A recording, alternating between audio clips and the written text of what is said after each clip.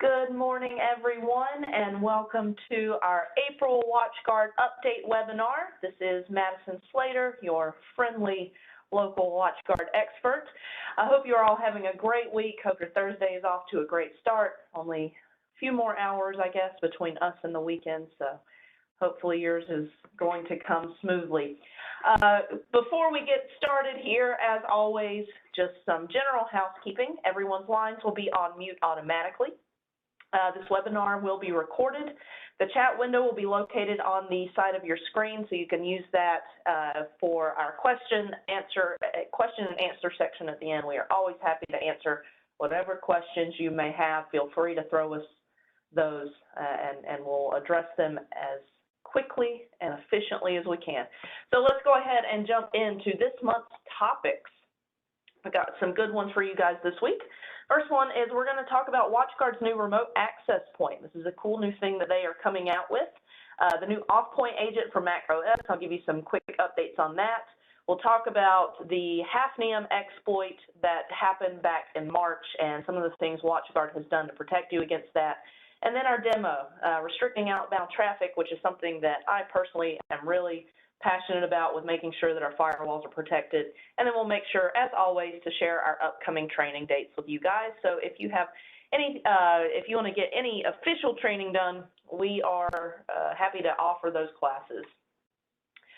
All right, so our first topic, before we jump into our topics, real quick update on firmware.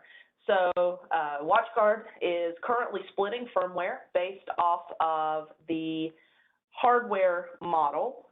So we've got those listed out here. XTM devices, older XTM series, these are still, the latest release on these is still 12.1.3 Update 4 that was released back in October.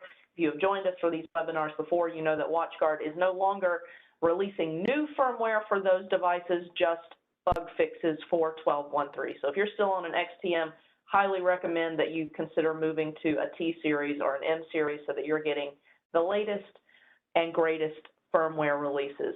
For our smaller T series, older T series devices, and original M series devices, we now have 12.5.7 Update 1 that was released at the very end of March. For our newer T series devices and M series devices, we have 12.6.4 Update 1 also released at the end of March. Now, our general practice here at JSCM, anytime they release new firmware, we do prefer to wait for the Update 1. We had gone ahead and updated to 12.5.7 and 12.6.4 prior to this. There have been some identified bugs in those versions, so if you are currently looking at upgrading, we have tested 12.5.7 Update 1, 12.6.4 Update 1. Those look to be stable, and especially if you are running the pre-Update 1 versions of those, we would recommend you get that patch just so you're not running into any issues. There are a couple of known issues there, one of those being there were some problems with web blocker. If you have multiple web blocker profiles on your firewall, it wasn't always reading those individually, so you could be getting some mixed results. So definitely something we would recommend you guys consider moving to the latest version. There is new firmware coming. I'm not quite sure what the exact next release is going to be, but right now we feel confident in running those most recent updates released back at the end of March. All right, so our first topic today. Sorry, I'm waiting on my PowerPoint. There we go. WatchGuard Remote Access Point, or RAP, R-A-P. So this is WatchGuard's new line or new answer to their VPN solutions. So previous, we have branch office VPNs, which of course is connecting offices together. So if you have a remote branch that you need VPN connectivity between that and your main office, setting up a BOVPN is always an option there. We also have our mobile VPNs. We've got 4 options there. We really only use 2 of those with any real regularity, but that's where our SSL, IPv2, IPsec, and L2TP VPNs come in. Those are mobile VPNs are very popular, something we see a lot.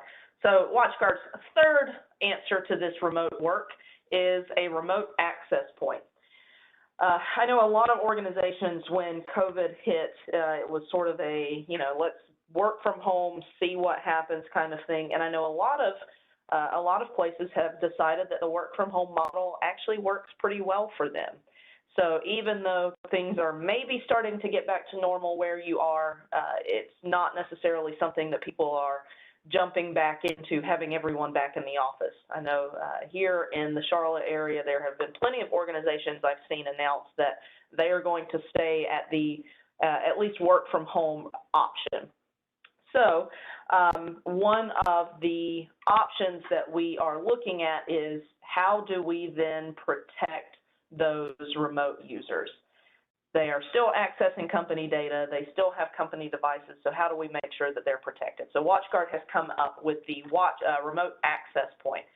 So there's a few benefits to this. It's a cloud-managed AP. So if you use WatchGuard's, if you're familiar with WatchGuard's other cloud-managed APs, web portal that you log into, manage it purely from there. It does create a secure IPv2 VPN to the Firebox. Quick to deploy because of that cloud management. There is advanced visibility into that. And one of the benefits and one of the really cool things and why this might be an option for you to consider, the ability to extend your trusted wireless environment. So if you have your network set up and you want to extend that out to your user's home office so that they're still connecting with the same SSID, then you've got a lot of functionality there. Great for remote workers, but also good for smaller branch offices, definitely an option to look at. And just to show you what that might look like, so because we all love our diagrams. So this would just be an emphasis to show that you can extend that connectivity out into your remote sites using their access points as a way to, again, same internal network, extend it out across that wrap. So definitely something to think about. If that's something that that piques your interest, please feel free to reach out to us. We'll be happy to have a more in-depth conversation with you, but something new that WatchGuard has come out with that we definitely wanted to make sure that you are at least aware of. Moving on to our next topic this month, OffPoint Agent for macOS. So for any of you who are not quite aware, OffPoint is our MFA solution. This is what we use to secure logins. OffPoint can be used in a variety of ways, and one of those ways is to secure logins to a computer. So instead of just simple username and password, user has to put in or has to pass the MFA check as well. So they have released a new version of the OffPoint Agent for macOS. This is basically an agent that you install on that device. They also have Windows options. So when a user logs in, they are putting in their credentials, and then they are prompted with MFA. Again, when we're talking about remote workers, MFA is something that we deem a necessity. MFA is a big topic of conversation around JSCM group. We look at MFA now as a need on pretty much everything that you can put it on. Passwords are dead, as we like to say.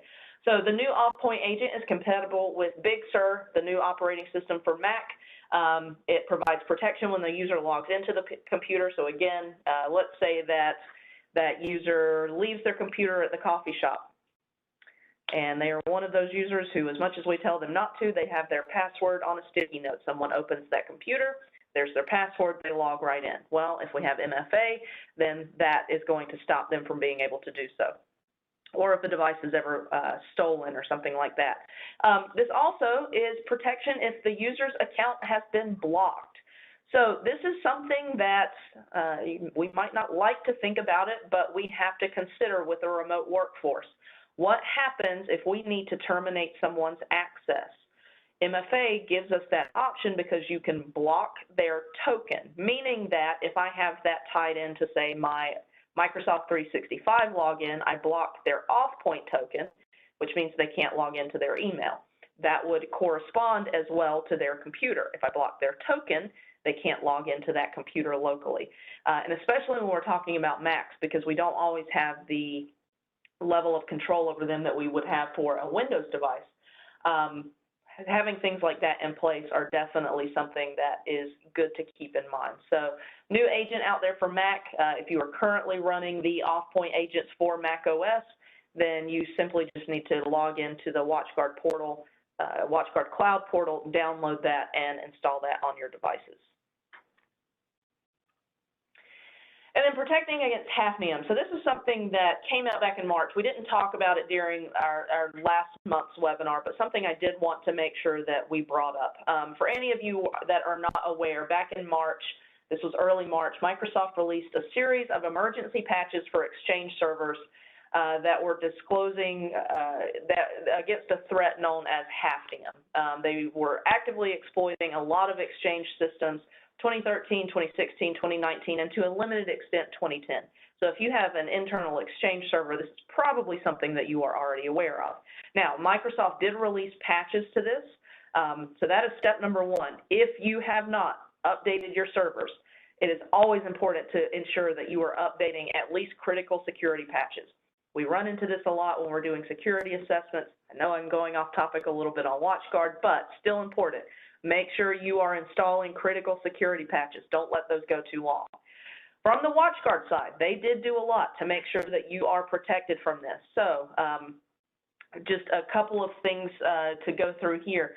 If you are running Panda Adaptive Defense 360, which is WatchGuard's endpoint protection solution, it does have detections for the PowerShell payload and many of the web shells that were involved in the attack. Also, if you are using the patch management module, which we're big fans of here, it would have notified administrators that there was a pending security update shortly after Microsoft released it. So you would have been poked one more time that you needed to make sure that those were upgraded. IPS has signatures that currently detect and block CVE 2021-26855. Now, there are multiple CVEs associated with this attack. This is the only one that is the remote portion of the exploit chain. The internal portions, IPS can't do anything about because that's internal. A thing to note, if you have IPS, that connection, because this is all dealing with access over HTTPS, it would require that you were running deep packet inspection through the proxy. So you would have to be actually inspecting that traffic. Gateway Antivirus has a couple of signatures. I won't take the time to read those out. I've got those two listed here, but those block the web shells used in the attack. APT blocker successfully detects the malicious PowerShell backdoors that were used in the attack. So all four of those are, they've got signatures or have the ability to identify at least portions of that threat. Now, another option for this and another answer is using the access portal. The first stage of this attack requires that the Exchange server be exposed to the internet. That can be mitigated if you are using the access portal. Now, one of the fixes for this threat was turning on MFA, which if you are running internal Exchange is not as easy of an undertaking, unless you are protecting that behind the Firebox access portal, and that is then protected by MFA. So several options there. The big thing I want to say about these kinds of threats, this one in particular, WatchGuard, they are doing everything that they can to get those signatures out there, but it all comes down to, are your signatures or are your services properly configured? It's why we stress policy reviews. It's why we stress having someone else review your system. Make sure that you've got those services applied correctly. So if you are not sure if your services are applied correctly, that is something that we do around here. We can do a review of your policy, make sure that everything's locked down, and give you recommendations on things to update or tweak to make sure that you are as protected as you absolutely can be. All right, on to our demo, restricting outbound traffic. So this is going to be a demo, but also a topic of conversation. This is something that I try to bring up with as many people as I can, and something that I want you to all have in the forefront of your mind when we're talking about your firewalls. We like to say around here, your firewall is your traffic cop. It is what restricts traffic into your network, and it is what restricts traffic out of your network. It does that through policies. It also does that through security services, but the policies are the primary way that we can keep traffic from getting in and keep traffic from getting out. Now, we have this conversation a lot, especially when we're doing security assessments, and often the topic of conversation is what can get into my network. We're all concerned about that, as we should be. However, most of us don't usually have a ton of inbound access, and What makes this better, by default, the firewall, the WatchGuard, does not allow inbound access by default. We can put policies in place, we can create NATs and things like that, and sometimes that's necessary. Now, where this topic of conversation sometimes gets derailed is forgetting about what can get out of our network, which honestly can be more dangerous if we're not paying attention. So I want to walk you through, I want to make you aware, first of all, some of the things that exist on your firewall, but then I also want to talk you through what our process is when we're trying to restrict that down. This is a process I myself have done more times than I can count. The guys on my team have done this multiple times. This is important. Take a look at your outbound traffic. So to consider what we have leaving our network, we're going to start with our basic out-of-the-box WatchGuard policy. Very bland, very simple. I've got 5 policies here. Now, as we go about the life cycle of our firewall, we build policies. We decide, I need an HTTP proxy and I need an HTTPS because I want to be able to do web blocker.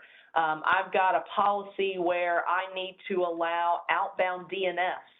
We do this as we go about building our network and managing our network. We are writing policies on a very, very regular basis. Maybe I realize, I need NTP traffic so that my servers can get out and check their time. So we start building our policies, and we can get to a point where it's probably pretty complex. I was doing a policy review this week. One of their firewalls had about 77 policies. I think that's a pretty good number. They had a nice complexity there, had a nice level of policies in place. But where we start to get off track is paying attention to the default stuff. Now, there is that old saying, you know what happens when you assume. And as silly of a saying as that is, it is actually true when we're talking about our firewalls. I have had this conversation with a lot of people where maybe they're taking over management of the firewall. Someone else configured it, and it's now their job to manage it.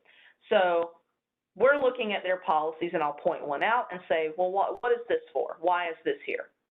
And the response is often, I don't know. I just assumed I needed it. Assuming can get us into hot water, especially when it comes to our firewall, and definitely when it comes to our policies. We should never assume, including assuming that our default policies are set the way that they should be. Those 5 policies in our firewall are not necessarily set the most secure way. Now, we've done topics on this before. We have talked about this in previous webinars. We've got some blog posts up about this, about all of the default policies individually. But specifically for this month, I want to talk about the king of our default policies, and that is our friendly outgoing policy right here. Now, if I were to read this policy, what this says is from any trusted or any optional, which by default on your WatchGuard is your internal networks, your internal LAN, maybe you've got a guest optional network, anything like that, can get out to any external. Any external means exactly what it says. Anything outside of my network, any trusted and any optional can get to. And to make matters even better, on any TCP or UDP port. So what happens with this policy, because of the way policy precedence works, it's sitting down at the bottom. So our firewall filtering traffic through our other policies first. So I generate FTP traffic. I've got an FTP policy. There we go. That's the one it hits. I generate HTTP or HTTPS traffic. They have their own policies. That's where it goes. DNS, FTP, ping, all of those have their own policy. Let's say, though, that I'm inside of the network and I want to create an outbound connection over port 25, SMTP. I'm sending an email. I don't have an SMTP policy on my firewall, but I've got my outgoing policy. This policy typically sits down at the bottom and acts as the catch-all. So if it hasn't already been filtered through one of these policies up here, here we go. This policy undermines our ability to protect our outbound traffic. It just does. Because basically what I'm saying is, well, if I haven't already filtered you, I'm just assuming it's fine, so go ahead. You're using a TCP or a UDP port? Cool. Here's your outbound access. That policy causes issues in more instances than I can give examples for. We have seen email domains get blocked because of this. We have seen ransomware run rampant in a network because of this. Basically, anything that you can think of can be attributed back to having a policy on our firewall that is allowing access out without us restricting it. So what do we do? Could you just turn this off? Yes. Will you hate yourself for doing that? Absolutely. Do not, if you have this policy, do not automatically turn it off. You're going to get rid of it, but you're not going to turn it off from the get. I am very much, in a lot of ways, a rip the Band-Aid off kind of person. Just do it, but not in this situation. The reason that I say that with absolute certainty, that policy, if it exists on your firewall, it is allowing traffic out, that is legitimate. You just never had to write a policy for it because it worked. So instead of getting rid of it, we're going to take this in steps. Now, the first thing is we need to decide what networks are actually using this policy. So any trusted and any optional, let's say that trusted is my LAN, and then I have an optional network that is my guest. I am using optional networks on my firewall. If I am monitoring all of that through one policy, that's going to become a lot. So what I'm going to do is I'm going to actually break this out into different policies. There is a packet filter on your firewall called TCP UDP. It's the exact same kind of policy. It's built on any TCP or UDP port. So what I'm going to do is I'm going to break this out so that each of my networks previously involved in the outgoing policy have their own access. So this is going to be my guest,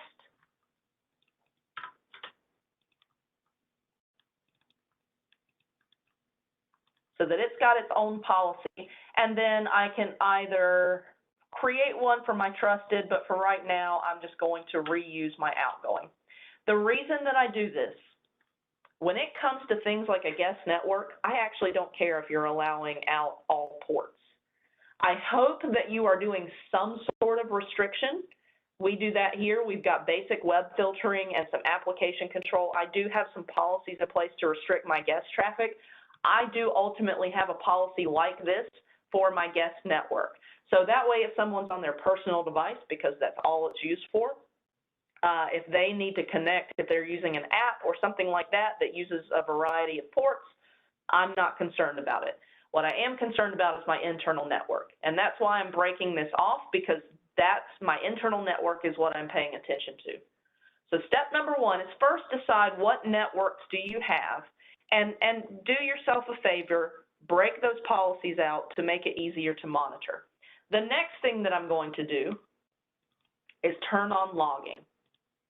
Logging is vital because you need to see what traffic is actually hitting that policy. If you can't see it, you don't know it's happening. Right now, I'm not concerned about my guest network. I am just concerned about my internal network. So I'm going to turn on logging. The next step is to make sure that you have at least 3 policies in place, because all networks will have at least these kinds of traffic. That is HTTP, TCP port 80, HTTPS, TCP 443, and DNS, which is both TCP and UDP 53. You need to have policies on your firewall that allow those 3 types of traffic out. So I have my HTTP, I have my HTTPS, and I have my DNS. At least have those. It's going to filter a lot of traffic off of this policy so you can monitor it a little bit better. Once I have those, then I'm going to save my policy. And the next phase of this becomes monitoring. Now, you can monitor a couple of different ways. You can monitor both from the Firebox System Manager standpoint, which is going to be good for live monitoring, but it's going to make it hard for you to look at that for a certain amount of time, over a day, over 2 days, 3 days, a week, however much time you're looking at. If you are going through this process, I would highly, highly, highly recommend that you are using either Dimension or Cloud Visibility, or both, if you want to use both, for logging. Historical logs are going to make your life so much easier. Now, what we're doing, because I haven't turned it off, is I am watching. I need to see what is actually happening, what is actually passing out of my network. You can look at that traffic in a couple of different ways. The big thing that I typically focus on first, paying attention to the ports.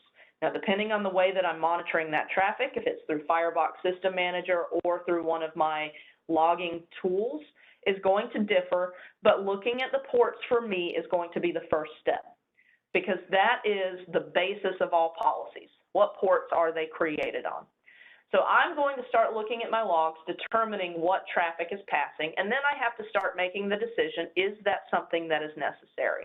So let's say I see a lot of outbound traffic, TCP 1494. I don't know what that is off the top of my head, so we go to the best IT tool out there, we Google it, TCP 1494. Turns out that's Citrix. So then I need to decide, well, do I need outbound Citrix? Maybe there is something we are connecting to that is legitimate. So in that case, I write a new policy. I see outbound RDP 3389. I have no reason to have that leaving my network. So I can either deny it, I can either ignore it for now, or I can deny it by writing a policy. What you are doing through this process is you are taking control of your network. It is a vital piece of your security. This is a very high-level approach to how we handle this, but what I want to stress is that it has to be done on your network if you haven't done it already. This is not optional in our opinion. This is something that you absolutely need to do. Guest network, I don't care. Sure, give them all access, maybe do some web filtering, that's a good idea, but ports, not really concerned.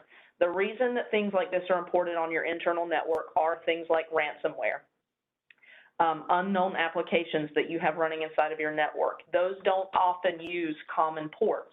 They don't often use web traffic ports or DNS ports. They will use random ports that if you have a policy that they can just get out on, there you go. If this is something that you currently have on your firewall, something that you are concerned about, and want some additional assistance or guidance on that, again, please reach out to us. We want to make sure that you guys are protecting your network as much as possible from the firewall side. All right, before we wrap up, just a quick overview of some of our upcoming training. Topics like that are some of the conversations that we have in class. We're not just telling you how to do things, we're telling you why. So if you are interested in more formal WatchGuard training, we do have some classes coming up.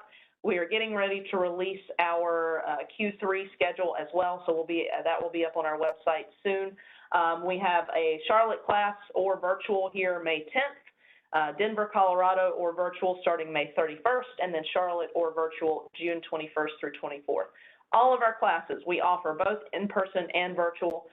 We are going to be offering some classes in Atlanta coming up. Sometimes it's a little bit easier to get to for some people, so make sure you're keeping an eye on our schedule there. We answer as many questions as we can during those classes, show you how to do it, but also explain why. So it's a really nice class, I think, and we get some good feedback on it. Also, we always offer custom on-site training. So if you are an organization that has several people you want to get trained, it's not feasible to send them all to class, we can come to you. We are happy to do that. We actually really enjoy those because then we get to dig into your environment a little bit more, understand your setup, and get more details as we go through the class. So something to consider there. All right, and now we will open it up to questions. Any questions whatsoever, please feel free to send those over. Oh, it looks like I've already got a couple, so let me read these real quick. Great question. Shouldn't your DNS policies allow only your internal DNS servers? Absolutely. Thank you for picking up on that. So I wrote my policy from any trusted. It's actually something that I talk about in class as well. If your internal devices point to your internal DNS server, why do they need to get out on DNS? They don't. Your DNS policy should only allow your internal DNS servers out. The exception to that would be things like a guest network, or if you have a VoIP network, something like that that is pointed straight to an external DNS server. I know a lot of people like to point their guests to things like 8.8, then sure, that kind of stuff. But yes, great catch on that. You get an A+ to the person who asked that question. All right, any others before I wrap up? I know we're right here at 12. All right, thank you all for your time this month. We really appreciate it. We look forward to seeing you all next month. Believe it or not, it will already be May. I don't know how. Well, I hope you all have a great rest of your day, great rest of your week, and please let us know, reach out to us if you ever need assistance, have any questions. We will be happy to help. Thank you all, and have a great afternoon.